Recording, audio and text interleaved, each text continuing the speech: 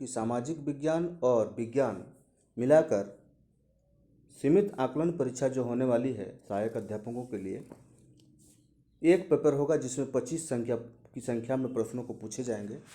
उसमें ये 30 की संख्या में मैं इस क्वेश्चन दे रहा हूँ। इसको हम वर्णन करते हुए, इसका विश्लेषण करते हुए चलेंगे ताकि और तथ्यों को भी इसमें मिलाया जा सके और इसको आप लोग कंटेंट को ज़्यादा से ज़्यादा कर सके। तो 25 क्वेश्चन है दोस्तों। इसको आप आने वाले पारा शिक्षकों को, सहायक अध्यापकों के लिए, जो भावी झारखंड सीमित मूल्यांकन परीक्षा या झारखंड सीमित आकलन परीक्षा होने वाली है उसमें आपको ये काम देंगे। तो पहला क्वेश्चन है आदि ऐतिहासिक काल। तो इसके ऑप्शन दिए गए हैं घ तक, क ख ग घ। देखिए दोस्तों, 3 ऐतिहासिक काल है। पहला है प्राक ऐतिहासिक काल, जिसके हमें पुरातात्विक स्रोत से हमें प्राप्त चलता है, वो प्राक ऐतिहासिक काल है। उसको पढ़ा नहीं गया है, ना पढ़ा जा सकता है। दूसरा है ऐतिहासिक काल। ऐसे ऐतिहासिक काल जिसके पुरातात्विक स्रोत हैं और साहित्यिक स्रोत भी हैं और उसे पढ़ा जा रहा है, जो अभी हम लोग इतिहास पढ़ते हैं, वो हुआ आपका जो ऐतिहासिक काल बोलते हैं। लेकिन जो आदि ऐतिहासिक काल होता है वो जैसे हड़प्पाकालीन सभ्यता का, हड़प्पाकालीन सभ्यता का जो इतिहास है उसको हम पढ़ नहीं पाए हैं अभी तक। तो इसका मतलब ये हुआ कि वो आदि ऐतिहासिक काल में आता है। तो दोस्तों ग नंबर इसका आंसर होगा, ग होगा, क्योंकि दोस्तों ग होगा इसलिए कि लिखित साक्ष्य हो परंतु पढ़ा नहीं गया हो, तो आंसर ग होगा। दूसरा है पांडुलिपि। पांडुलिपि बनी होती है क कागज के, ख ताड़ के पत्र का, ग ताम्रपत्र का, घ इनमें से कोई नहीं। देखिए दोस्तों, ताम्रपत्र तो तांबे के पत्री चादर में जो लिखे गए अक्षर होते हैं उसे ताम्रपत्र का कहते हैं। लेकिन ताड़ के पत्र को जब हम ताड़ के पत्र को जब हम लोग प्रयोग करते हैं तो ये पांडुलिपि का हो जाता है। पांडुलिपि का मतलब है कि बहुत सारे दस्तावेजों को अगर हम लोग एक जगह रख दें तो ये ताड़पत्र पर ही होता है। दोस्तों इसमें आप रिसर्च कर लीजिएगा। तीसरा है भारत को सर्वप्रथम इंडिया नाम किसने दिया। तो दोस्तों भारत को सर्वप्रथम इंडिया जो नाम दिया गया है वो है यूनानियों के द्वारा दिया गया दोस्तों, ठीक है।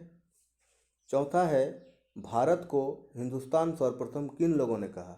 जब तुर्कों का आगमन हुआ, मोहम्मद बिन कासिम और गौरी बाबर, तब तुर्कों ने भारत को हिंदुस्तान कहा। तो ग होगा आंसर।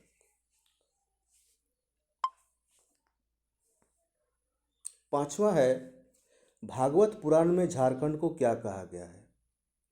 तो भागवत पुराण में झारखंड को कीकट प्रदेश कहा गया है दोस्तों। इसी तरह महाभारत में पशुभूमि कहा गया है। अन्य पुराणों में मुरंड या पुंड्र देश कहा गया है। तो ये सारे तथ्य हैं। भागवत पुराण में झारखंड को कीकट प्रदेश कहा गया है। छठवां, संविधान की प्रस्तावना में 42वां संविधान संशोधन में जोड़ा गया। देखिए दोस्तों, 42वां संविधान संशोधन 1976 ईस्वी में हुआ था, जिसमें समाजवादी,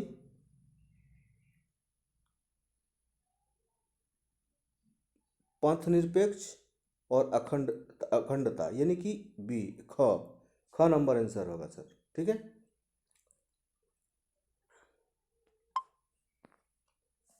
भारत का संविधान कब लागू की गई। हम लोग जानते हैं कि 26 नवंबर 1949 ईस्वी को ये बनकर रेडी हो चुका था, लेकिन 26 जनवरी 1950 में इसे लागू की गई। तो दोस्तों आंसर होगा 26 जनवरी 1950। लॉर्ड क्लाइव ने भारत का प्रथम नक्शा बनाने के लिए किसे जिम्मेवारी दी। तो दोस्तों जेम्स मिल भी नहीं होगा, ये 8 क्लास का लिया गया है। तो इसमें होगा जेम्स रेनेल को। ठीक है, इसी प्रकार हम लोग और आगे बढ़ते हैं। लॉर्ड क्लाइव और किसके बीच 1797 ईस्वी में प्लासी के मैदान में युद्ध हुआ था? दोस्तों, लॉर्ड क्लाइव मद्रास से मद्रास रीजन में रहते हुए वो कलकत्ता रीजन में जब जाता है तो एक क्लर्क के रूप में रहा था। जाने के बाद वो इतनी जल्दी ग्रो करता है और 1797 ईस्वी प्लासी के युद्ध में सिराजुद्दौला को हराता है। तो दोस्तों आंसर होगा सिराजुद्दौला। मीर जाफ़र की गलती के कारण, ठीक है ना, वो मिल जाता है, इसलिए वो अंग्रेज़ों के साथ मिल जाता है और सिराजुद्दौला को हरा देता है। 10वां है, औरंगजेब की मृत्यु कब हुई? औरंगजेब की मृत्यु जो हुई 1707, ये फैक्ट है, स्टेट क्वेश्चन पूछा गया है, 1707 आंसर होगा। उसके बाद है 11 नंबर का जो क्वेश्चन है, ये थोड़ा सा पढ़ने के लिए आपको ये होगा, थोड़ा सा पढ़ना ही पड़ेगा। मुगल शासक, और प्राय इसी प्रकार के क्वेश्चन पूछे जाएंगे, ठीक है ना, इसलिए इसे ध्यान से पढ़कर उसके तथ्यों को समझना है। मुगल शासक शाह आलम, अवध नरेश या अवध के नवाब शुजाउद्दौला और मीर कासिम तथा अंग्रेज़ों के बीच 1764 ईस्वी में बक्सर की लड़ाई में अंग्रेज़ों की तरफ से नेतृत्व किसने किया था? दोस्तों 1757 में जो प्लासी का युद्ध हुआ था उसमें लॉर्ड क्लाइव ने उसका नेतृत्व किया था, लेकिन उसके ऊपर जब आरोप लगे तो उसको वहाँ से हटा दिया गया और कैप्टन मुनरो को उसका कमान दिया गया और अवध के नरेश के साथ उसकी लड़ाई होती है, जिसमें मीर कासिम भी रहता है, शाह आलम भी होते हैं, ठीक है ना। तो इस प्रकार कैप्टन मुनरो होगा, ठीक है ना। अब 12 नंबर क्वेश्चन है, संविधान निर्माण हेतु बने प्रारूप समिति के अध्यक्ष कौन थे? दोस्तों, संविधान सभा में कुल 22 सभा समिति का निर्माण हुआ था, जिसमें से प्रारूप समिति भी एक था, ठीक है ना। उसके अध्यक्ष थे बी आर अम्बेडकर, यानी भीमराव अम्बेडकर। उसके बाद है संघवाद का तात्पर्य क्या है? ये 8वीं क्लास की पुस्तक से लिया गया क्वेश्चन है। तो देखिए, संघवाद का मतलब ये हुआ कि पूरे देश में जो राज्य हमारे हैं उनके भी अपने सरकार हैं, जिसे स्टेट गवर्नमेंट कहा जाता है, और केंद्र सरकार जो यूनियन गवर्नमेंट है वो है। लेकिन इसके साथ साथ इसके नीचे, स्टेट से नीचे अगले स्तर पर एक और सरकार काम करती है जिसको स्थानीय सरकार कहा जाता है, जो पंचायती राज और नगर निर्वाचन के तहत वहाँ नगर पालिका का चुनाव होता है और पंचायत में मुखिया से लेकर के जिला परिषद तक होता है। तो 3 स्तर पे हमारे देश में सरकार चलती है, इसी को बोलते हैं हम लोग संघवाद। तो दोस्तों इसमें जो होगा ग नंबर आंसर होगा, देश में एक से अधिक स्तर की सरकार का होना। उसके बाद है 14 है, संविधान निर्माण में कितने दिन लगे? दोस्तों ये सबको मालूम होना चाहिए, ग नंबर होगा 2 वर्ष 11 महीने 18 दिन। ओके, और एक बात और एक फैक्ट बता दूं, एक फैक्ट ये है कि संविधान निर्माण में उससे पहले जो संविधान सभा ने प्रारूप समिति का गठन किया, उस प्रारूप समिति को 2 वर्षों तक विभिन्न देशों में जाकर अध्ययन करने का मौका दिया गया। तो इस दरमियान प्रारूप समिति के कुछ सदस्य, जिसमें भीमराव अम्बेडकर अध्यक्ष थे, वे 26 देशों का भ्रमण किया गया था, उनके द्वारा 26 देशों का भ्रमण किया गया था, लेकिन 11 देशों से विभिन्न स्रोतों को, 11 देशों के संविधान के स्रोतों से हमारे संविधान को बनाने का काम किया गया। तो उसमें हम लोगों को समय लगा 2 वर्ष 11 माह 18 दिन। 15वां क्वेश्चन है कि संविधान की प्रस्तावना किसने तैयार की? दोस्तों ये उद्देश्य प्रस्ताव नाम से जवाहरलाल नेहरू ने बनाया था, उसी पर आधारित है संविधान की प्रस्तावना, जिसे हम भारत के लोग भारत को एक संपूर्ण प्रभुत्व संपन्न वगैरह से जहाँ से हम पढ़ते हैं, वो हमारा प्रिम्बल या फिर अंग्रेजी में प्रिम्बल कहें या प्रस्तावना, जो उद्देश्य प्रस्ताव जवाहरलाल नेहरू के द्वारा तैयार किया गया था उसी पर आधारित है, जो हमारे भारतीय संविधान का सार रूप है, जिसे हम लोग परिचय पत्र भी कहते हैं। तो प्रिम्बल जो है नेहरू के द्वारा तैयार किया गया था। 16 है, कोशिका की खोज किसने की। अब ये विज्ञान का क्वेश्चन है। कोशिका की खोज जो है रॉबर्ट हुक ने किया था। ये फैक्टर क्वेश्चन है, ठीक है, स्टेट आस्किंग क्वेश्चन है। एक से अधिक उत्तक मिलकर निर्माण करते हैं। किसका निर्माण करते हैं? देखिए दोस्तों, पहला है कोशिका, कोशिका से उत्तक, उत्तक से अंग, अंग से अंगतंत्र, उसके बाद जीव, ठीक है ना, उसके बाद जीव। तो एक से अधिक उत्तक मिलकर के क्या बनेंगे? अंग बनेंगे, ठीक है ना। तो आंसर होगा आपका अंग, अंग ग। 18, मुर्गी का अंडा। मुर्गी का अंडा एक कोशिकीय होता है, इसलिए हम लोग कोशिका का समूह न करके कोशिका बोलेंगे, ठीक है ना।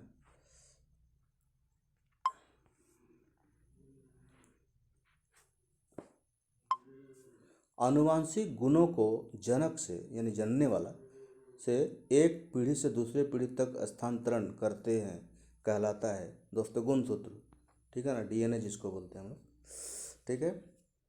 तो इनमें अब 20वां है, इनमें से कौन धातु का गुण नहीं है।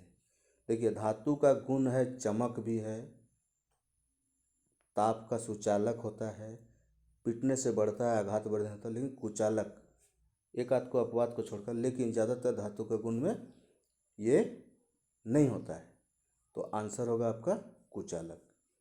क्वेश्चन नंबर 21, दूध से दही बनने के लिए कौन सी जीवाणु आवश्यक होती है। दूध से दही बनती है वो लैक्टोबैसिलस नामक जीवाणु। अच्छा, दूध खट्टा क्यों लगता है? क्योंकि दूध में जब ये लैक्टोबैसिलस नामक जीवाणु प्रवेश करता है तो जीवाणुओं का यानी बैक्टीरिया का ये गुण है कि वो दूध के कणों को खाने के बाद बैक्टीरिया हमेशा जो है अम्ल पैदा करता है, उत्सर्जन करता है। तो अम्ल खट्टा होता है, तो इसलिए दूध का प्रकार, उसका रूप थोड़ा सा बदल जाता है, गाढ़ा हो जाता है और वो खट्टा लगने लगता है। बैक्टीरिया के कारण ही खट्टा लगता है, जिसको हम दही कहते हैं। तो दोस्तों लैक्टोबैसिलस नामक जो जीवाणु है उसके कारण दूध जो है खट्टा होता है और दही बनता है। 22 नंबर क्वेश्चन, 22 नंबर क्वेश्चन बोल रहा है कि इनमें से कौन एक कोशिकीय जीव है। देखिए, अमीबा और हाइड्रा, है ना, अमीबा और हाइड्रा, ठीक है ना, ये दो होता है, तो इसमें से एक है, हम लोग लेंगे किसको? अमीबा को। आते हैं फिर से। 1857 ईस्वी में किण्वन प्रक्रिया की खोज किसने की। देखिए, 1857 में दो चीज़ हुआ, ठीक है ना, भारतीय स्वतंत्रता आंदोलन भी शुरू हुआ 1857 में, ठीक है ना, सिपाही विद्रोह भी जिसको कहते हैं। लेकिन उसी समय किण्वन की प्रक्रिया की खोज की थी किसने? लुई पास्चर ने, ठीक है ना, दूध उसने और एक खोज किया था, है ना, दुग्धमापी, ठीक है, पाश्चरीकरण भी उसी के लिए उसका किया तरह है। 24 नंबर है, विद्युत तथा ताप का कुचालक कौन कौन है। देखिए, जल तो कुछ सुचालक होता ही है, ग्रेफाइट भी सुचालक होता है, लेकिन वो धातु नहीं, अधातु है। प्लास्टिक ये कुचालक होगा। घ इनमें से कोई नहीं होगा, ये प्लास्टिक होगा आंसर। आंसर क्या होगा? प्लास्टिक होगा। दोस्तों 25 नंबर क्वेश्चन है, श्वेत प्रकाश के 7 रंगों में सर्वाधिक तरंगदैर्घ्य होती है। हम लोग जानते हैं विबग्योर, विबग्योर, ठीक है ना। रेड का सबसे ज़्यादा तरंगदैर्घ्य होता है और वॉयलेट का सबसे कम होता है, लाल का सबसे अधिक होता है, ठीक है ना। तो लाल का तरंगदैर्घ्य जो होगा सबसे अधिक होगा, सर्वाधिक होगा। इनमें से कौन प्रदीप्त वस्तु नहीं है? जो जो प्रदीप्त वस्तु का मतलब ये हुआ जिससे प्रकाश और ऊर्जा उत्पन्न हो।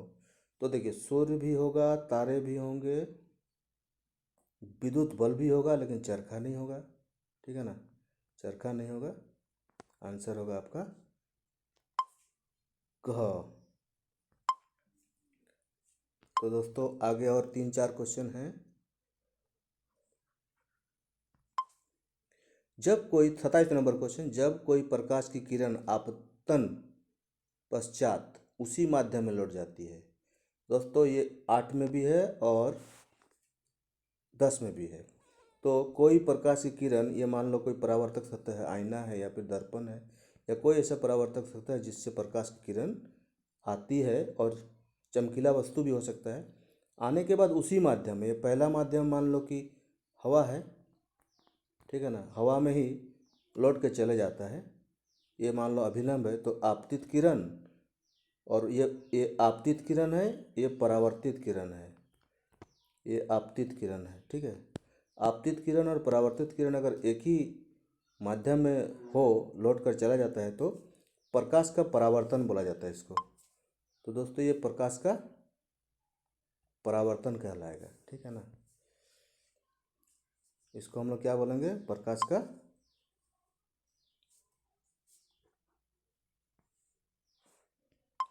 का परावर्तन कहलाएगा। प्रकाश का परावर्तन कहलाएगा। स्वास्थ्य संबंधी समस्याएं होने से 28 नंबर क्वेश्चन है, किशोरियों की पढ़ाई प्रभावित होती है। झारखंड में जागरूकता हेतु कौन से कार्यक्रम चलाए जा रहे हैं? तो देखिए, बेटी पढ़ाओ, बेटी बचाओ और बेटी पढ़ाओ, ये जो है कार्यक्रम चलाया जाता है। आंसर होगा घ। 29, इनमें से कौन नर हार्मोन है? दोस्तों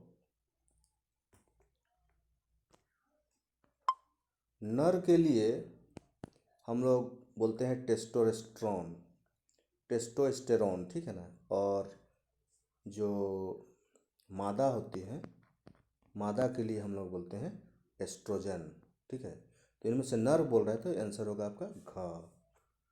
ठीक है, इसी प्रकार आगे हम चलते हैं। 30 नंबर, लड़कियों के लिए विवाह की उम्र घोषित है। 8वीं कक्षा की पुस्तक में आपको मिल जाएगा ये 18 वर्ष। ठीक है ना, 18 वर्ष बोल रहा है, लेकिन अभी फ़िलहाल जो है भारत सरकार ने, भारत गवर्नमेंट ने क्या किया है, इंडियन गवर्नमेंट इसको 20 वर्ष करने का प्रस्ताव दिया है। पता नहीं क्या हुआ, देख लीजिएगा आप लोग। ठीक है ना, तो इस प्रकार आप लोग जो है इन 20 क्वेश्चन को आप रट लीजिए। ये बहुत ही मेहनत करके, ये JCERT, ठीक है ना, ये JCERT और NCERT पर आधारित है। ठीक है ना दोस्तों, ये आपको बहुत काम देंगे। इसका PDF अगर चाहिए तो मेरा चैनल है, ठीक है दोस्तों, मेरा ये चैनल है जिसका नाम है एजुकेशन विथ MP सर। ठीक है ना, ये टेलीग्राम में मेरा चैनल है, टेलीग्राम में। ठीक है ना, आप इससे PDF डाउनलोड कर सकते हैं। जुड़ जाइए, डिस्क्रिप्शन बॉक्स में सब कुछ है। ठीक है, ओके, ठीक है, तब धन्यवाद।